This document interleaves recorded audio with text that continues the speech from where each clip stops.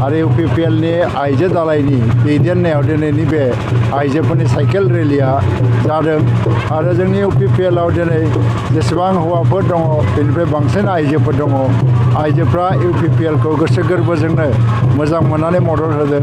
आरो एबारनि बे इलेक्सनाव जे देरहानाय जेननाया आइजो भटारफोरनि सायावबो सोनारगोन बेनिखायनो दिनै इउपिपिएलआ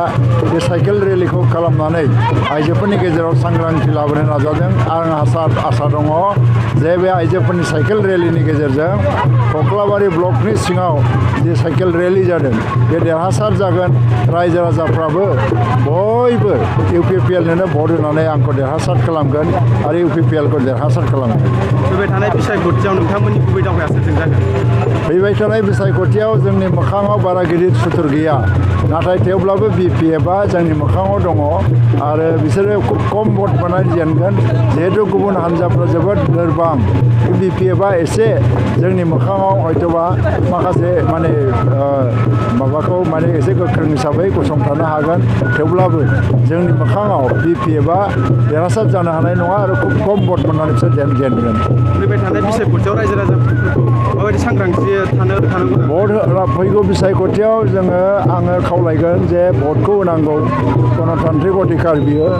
आरो गोजोनैनो जालांनांगौ खुनु बुलाय सुलाय जानो नाङा हानजा लानानै जोंनि गेजेराव खुनु दावराव दावसि जानो नाङा जेरै थांनाय बिटिसि इलेक्सनाव सापागुरि समष्टिनि सिङाव जोबोद गोजोनै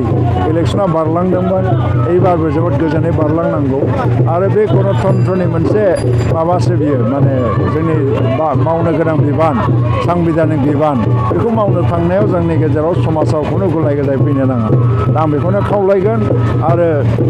इउपिपिएलनि सासे बिजाथि हिसाबै आंनो भट होनानै देरहासार खालामनो थाखायबो आङो खावलायगोन गोजोन्थों